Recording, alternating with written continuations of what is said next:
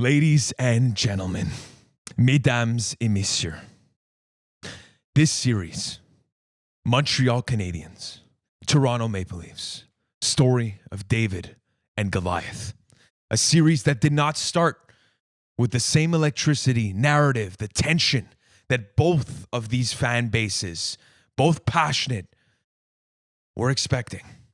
But man, as we stand here today, hungover as shit, after Game 6, for the first time in a year, that the Montreal Canadiens, this team, and the Bell Center is filled with fans. It's not full capacity, only 2,500 people. But last night, from the national anthems, even hell, from the warm-ups, it was just electric. This, not only for Montreal, but for Canada, was a big step back to normalcy. And plus, you add that on, Game 6, Montreal, Toronto, Habs, Leafs, in a series that is now going to do or die. Ladies and gentlemen, join alongside me, Mackie, is Justin. And tonight, we're not here with Alex, unfortunately, for scheduling reasons, but we're going to be here to talk about not only Game 6, which was absolute fire from the ups and downs that we've talked about. It's a back-to-back OT winner for the Montreal Canadiens in this one. And when we talk about a seed of doubt, it has now been flourished by Game 6, and we stand here for a do-or-die game tomorrow night, Monday, in Toronto. Justin, tell me a little bit about yourself. What the hell is going through your head? Game 7, baby. Game 7. Yeah. What we all dream about in a series. That's correct. This series is going all the way. It was looking grim, down 3-1. But the Habs, 2 OT wins in a row by who else but the future of the team. Nick Suzuki, Cole Caulfield, and now Jesperi Kotkaniemi, who has 7 for no reason. Exactly. He has 7 goals in 15 playoff games. The definition of clutch. So people were shitting on him during the regular season for not putting up the production. But you know what? In the playoffs is all that matters. This is the season that counts. Exactly. That's it. It's as simple as that. What a game! What an atmosphere that the fans put up in the Bell Center. The Habs were on fire in the first part of the first period just because of the fans there. I think they had like 7 to 10 shots to the Maple Leafs 0 in the first 5 minutes or so, and they were just it was electric. And it's a shame it stayed 0-0 for a while there, and I thought we could have put some in, but it was just amazing to see fans back in the building, and the boys like really kind of took it to heart and played a great game for them. Absolutely. And listen, I really need to kind of set the context here. If you're a Leafs fan, obviously we're a panel of Habs fans here, so it's quite biased. So we apologize for this, but we're coming off a very, very magnificent night. Like me and Justin last night was one of the greatest nights of our life. I'm speaking for yourself, but this was a highlight of our fandom as Montreal Canadiens 2010, 2014 vibes here. This is what we live for as Montreal Canadiens fans. We've been underdogs from, we've been underdogs for almost the majority of our fandom. We're both in our late 20s, basically. Mid 20s, let's say that. And you're a little bit later. But point is that the Montreal Canadiens and the Toronto Maple Leafs, this is what you live for. And as we said, this game, the details of them is that you have this energy. The Toronto Maple Leafs here, they're coming into a tough situation.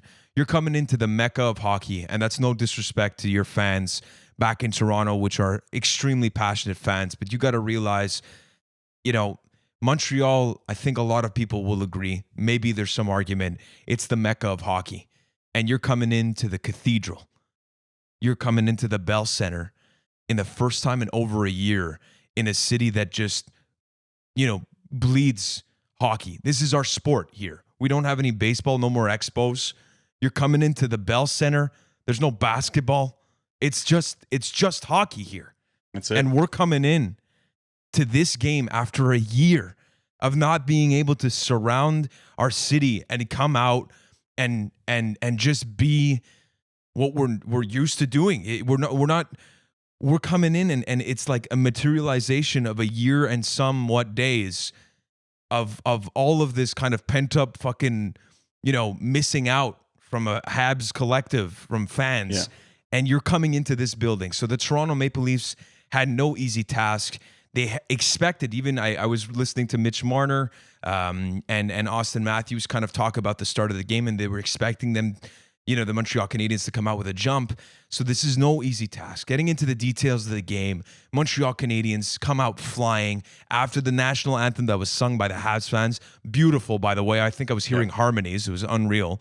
And, Jack Campbell stood on his head. You can't say anything about Jack Campbell and the Montreal Canadiens feeding off the energy of the place. Good for the Toronto Maple Leafs fans that did show up and paid $12,000 for their tickets. You can tell that these are two fan bases that give a fuck, right? Yeah. And, just to kind of wrap up the game, because I think you've seen enough videos at this point when we're posting about the details of the game. Let's say the first 50 minutes, probably Montreal sided. I would say a very heavily sided first period for the Montreal Canadiens with like 15 shots to some, reduced number from the Toronto Maple Leafs. And then they find a way to tie it up.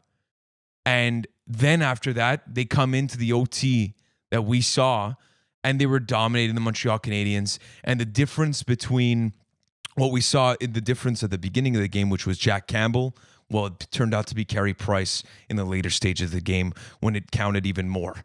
And that's why you got a guy like Carey Price. So we finish it off with a beautiful fucking goal. The two key players here were wearing both 15, Jesperi Kotkaniemi and Carey Price in this. Jesperi Kotkaniemi with a shot from the slot after a little bit of a giveaway from Travis Dermott. It's a tough play. You hate to see it if it's a young kid. You love to see it. You'll love to see it if you're a Habs fan, because it's Jesperi Kotkaniemi who gets another goal in these playoffs. Justin, let's get into a little bit of your take. What did you like about the Montreal Canadiens in this one specifically? I mean, we talked about the energy, but was there anything else in particular that you felt we need to, reproduce? Well, I like their energy for sure. I thought the game, Jack Campbell, like you said, stood on his head. I think we got a lot of dangerous chances that we hadn't gotten as much of in this series. It seemed like a lot of shots in the past were coming from the outside, but in this game we seemed to be attacking the net a lot. Caulfield hit a crossbar that was just like a howitzer of a wrist shot. But yeah, Carey Price stood on his head as well, like throughout the whole game, and the OT really just kept us in there. And yeah, something huge for the Habs is Tyler Toffoli scored a goal, which hopefully, I think that was 9 games that he hadn't scored. Hopefully that reignites our top goal scorer for the regular season and brings it into game 7. And also, I don't know if you knew, but we got 2 power play goals in this game. 1 5-on-3 on a terrible Mitch Marner delay of game penalty, and put together with a goaltender interference challenge, which obviously was not a goal interference. I don't know what he was thinking. Marc Bergevin and Kyle Dubas might have been watching the same screen there. Yeah, comparatively to the other one. Yeah. Yeah. So it was not the perfect game by any means. The Leafs got their chances, but luckily we have Carey Price on our team to really be that superstar on the back end to keep us in it. And yeah. I agree. The thing that I really liked, and it's for me, it's the sustained kind of accountability from each and every single line on the Montreal Canadiens. I get that for Toronto fans, the storyline has been the same. You hear it in the media, and it's true. Just on paper, the Toronto Maple Leafs are a better team. They're further along their development curve.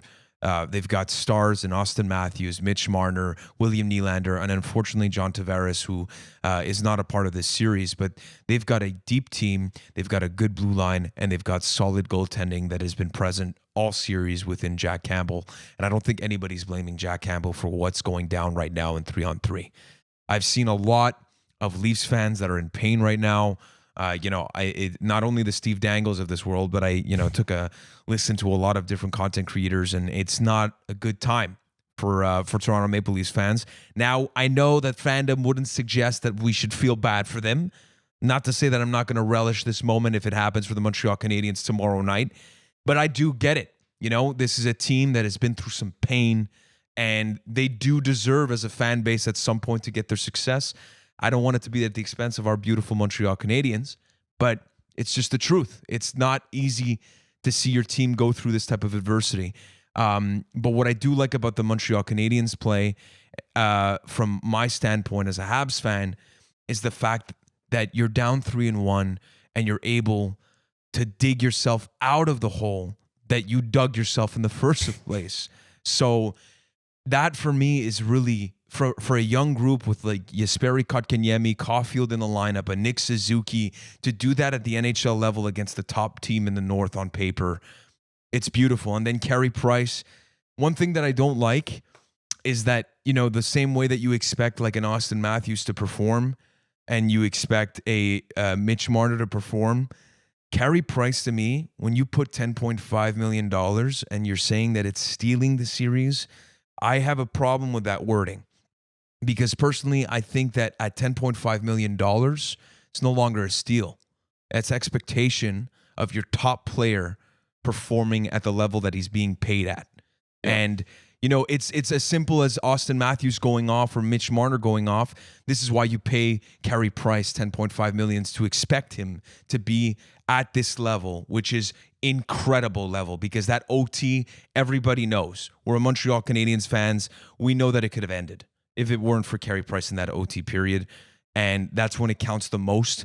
And you've got number 31, the jersey you're wearing right now, Justin, that just comes up clutch. It's no better than that. And then obviously 15 that ices it, like we said. Yeah. So I think something else we have to talk about in this game was the usage of our decor, because it seemed like, well, it didn't seem like, it was a fact that I think our top 4 D-men played over 30 minutes in the game, and our bottom pairing played around under 10. So I don't know. I want to get your thoughts on that. And like, what do you think? First of all, I mean, I know why it is. Obviously, our bottom pairing in Erik Gustafsson and Brett Kulak, they're, I guess, less reliable, not as good defensively. They're both kind of more of puck-moving defensemen, more offensive defensemen. So I see what the logic is in sitting them for more of the game. But do you think this is a sustainable thing? Because if you're playing your top 4D, who let's be honest, they're not any spring chickens on our top 4D. So if you keep playing them for this long, is it a sustainable way to actually win games in the playoffs? And going into Game 7, do you think it's going to be the same? For this series, I want to say yes. Honestly, it's worked. And I hate to pick on the two, Toronto Maple Leafs Ds that went through it, but it's a little bit of what happened in this series.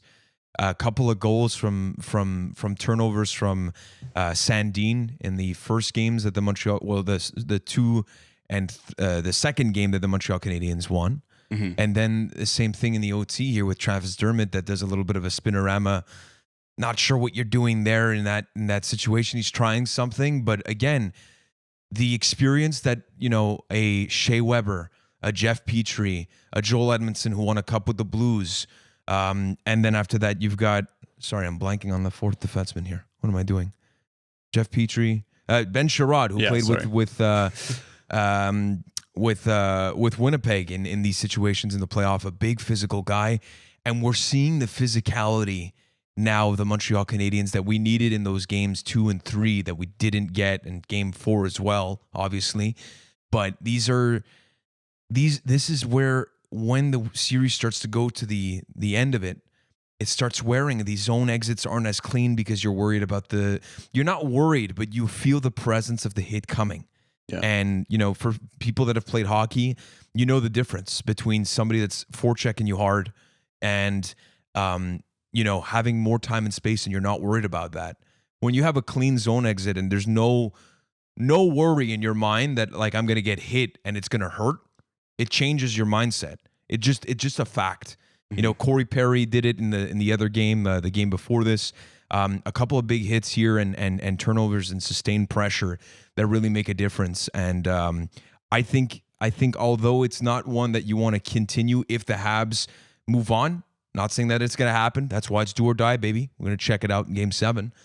But this is definitely sustainable for me in Game 7 at least. Yeah, I think. mean, for me, like I tend to agree with you. I'd like to see the numbers maybe a bit closer. Sure. I don't disagree that like playing your top 4 over 20 minutes and then your bottom pairing a little less, around 10 minutes. That's fine to me.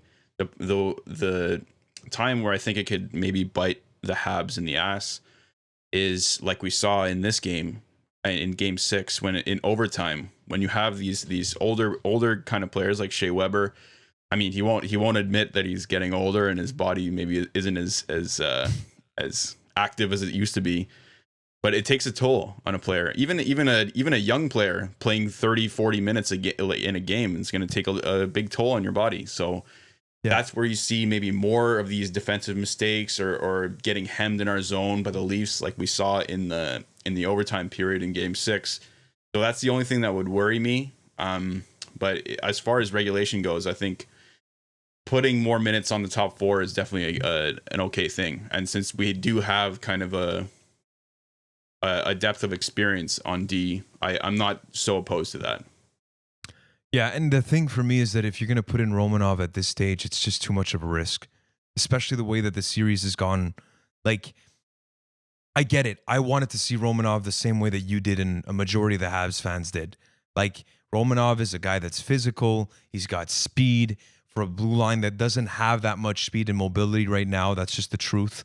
But we haven't needed it, and it's been working with this situation to put in a young guy, and the defense for me is different than forward group because you can manage the matchups and they're not as pivotal when you make mistakes on forward in a forward situation like in the offensive zone than in the D zone. And especially with the Toronto Maple Leafs and the talent that they have, it's impossible to not think of the potential of what happened in a situation that I've never seen really the Montreal Canadiens capitalize on chances the way that they have, especially that OT goal. Same thing with the Cole Caulfield to Nick Suzuki in Game 5. You know, these are situations where I've seen the Montreal Canadiens just not be able to put it away. And it's the first time in however many years that I remember this being actually the case where we can capitalize on these mistakes. But to think that the Toronto Maple Leafs can't do that if we insert, you know, or give more time to the more inexperienced or unreliable defensemen of our team, I think that would be a mistake at this stage in the series. Yeah, I agree. Like, if we were going to play Romanov, it would have been earlier in the series. I don't think he's going to come in for Game 7. If we do, my prediction is if in fact we do win Game 7 and go on to round 2, I feel like Alexander Romanov is going to play in Game 1 of the next series. I don't want to get ahead of myself here, but I mean, I think that would at least be like less of a high pressure situation and just kind of a way to get him into it. And I don't know, just pay him back for his sitting in the press box. Cause I think he deserved to be a player that we relied on in the back end. So anyway, we'll see what happens, but yeah, I completely agree. And that leads us into Game 7. You know, we kind of reviewed a little bit about what we want and what we need to do here in Game 7, but I don't want to do predictions, okay? I've seen it way too many times. I'm not going to, just like Gallagher didn't do a Mark Messier quote here for Game 6. Yeah. Do or die. It's as simple as that. Ben Sherratt talked about playing loose. You need to live in the moment. That's what Nick Foligno said for the Toronto Maple Leafs. There's two sides that need to prove something here. I definitely say that the pressure is on the side of the Toronto Maple Leafs. They've had 3 series here. We all know the stats. I don't want to get disrespectful. I'm not that type of guy when it comes to, you know, to hockey usually, unless I'm joking and I'm in a bad mood or something. But, you know, they've gotten to a point where the fandom expects results. There's no more, I think, excuse, especially in this matchup where you know that you're the top dog in this series. Yeah. So I don't want to do predictions, but what I want to do is what do you see being the key for the Toronto Maple Leafs to win this series? And what is the key for the Canadiens to win this series in one sentence for each team? Go ahead. Toronto. I mean, simply for Toronto, they need their stars to produce. Like, they need Mitch Marner, Austin Matthews to put the puck in the net. And they need Jack Campbell to keep stepping it up, keep being there. And for the Canadiens, I mean, it's just about playing that high energy, big forecheck kind of game and keep on putting the pressure, like pressure all the time, and sustain that. And obviously, Carey Price needs to be on his game for sure. For myself, Toronto, I agree with your takes. By the way, if I were to add on, it's their start. I'm gonna summarize both of my takes here is that it's gonna be the start of the game. I think. I could be wrong in this, but I just feel that it's been dictating the pace. And for Toronto, it's going to be important to see their team get momentum early on so that they can break a little bit of the momentum of the series that is currently happening. Mm-hmm. And for the Montreal Canadiens, it's going to be the same thing, is to carry that momentum into Game 7 and continue feeding the doubt that we've been talking about since Game 5. And it's as simple as that. We'll see what happens. I totally agree on the start, because a good start can be killer for a team's momentum, for a team's morale, especially in a Game 7. So I totally agree with your takes, and I really hope the Habs can show up in the first part of the game like they did in Game 6, because that was like you could feel the energy that the Habs brought at the beginning of the game there. And listen, there's something to be said here. I'm not going to lie and say that there's not some kind of advantage here that we got in Game 6 with our team having fans. That's honestly palpable, concrete energy that I think players can feel. And if the ACC had some fans, I would feel a lot less confident coming into Game 7, to be honest. Game 6, having the fans there, I told myself, like, you can't lose in that game. In my heart of hearts, I was just like, Montreal Canadiens are going to come out flying, and they did. Now, of course, there's a couple of bounces at the end of the game, and Toronto did step up in the overtime game. But, I feel like the Canadiens could have wrapped that game up in the first 60. Now, heading into Game 7, not having any fans, we'll see what happens. I really think that this is the type of series that this original 6 rivalry, one that we haven't seen again since 1978 or 79. I can't remember the year now, but this is the type of shit we deserve. And to end off, unless Justin, you have anything, I wanted to do a little bit of a analogy here. Go ahead. I'll go ahead. Great. Bring us home. But if you're in the streets of Toronto, I think there's like King Street, Queen Street, right? And you're looking up Yonge Street, of course. Hockey Hall of Fame, if you're right next to it. And you're praying, you're looking up in the sky, you're seeing some stars, and they're not quite aligned yet. But if they do align, what they do say about this team is that they have a chance to propel and separate themselves from the demons of the playoffs and this first round that they've had.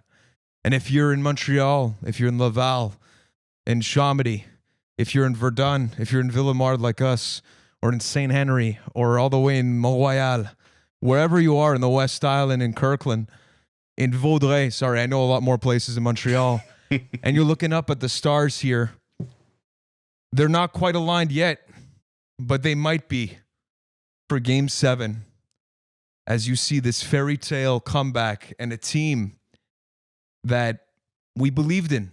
The Montreal Canadiens fans continue to believe. A great majority of them continue to believe, even though it was down 3-1. And this is the type of team and organization and the history that we've had. It's just the heart. And we shall see which one aligns, which skyline will align tomorrow night. Game 7, Toronto and Montreal. Justin, finish us off here. I just want to say we've won 2 games in OT. If we win in Game 7, all I'm going to say is the OT wins makes it feel a lot like 93. Listen, a drive for 25 is still alive right now. For Justin And for Alex, who's not here, my name is Mackie. If you enjoy these types of videos, we're the No Respek Podcast. A subscribe, a like, all of these things. I don't have any real benefits for you to do it, really. I really don't. You can find our videos regardless in a search bar if you really wanted to, but it helps us. So if you decide to do that, we'll greatly appreciate it. We really appreciate the support. For you guys, the last thing that I'll ask in this video that's probably longer than we wanted it to be, but it's for a big occasion in Game 7 between these two teams. What are your keys for both teams? Even if you're a Habs fan, even if you're a Leafs fan, what do you think the teams that individually need to do to win this Game 7? For Justin, for Mackie, for Alex, we always remind you to respect the Orgasm. Game 7, Monday night, Toronto. We'll see you there. Go Habs, go, baby! Damn right.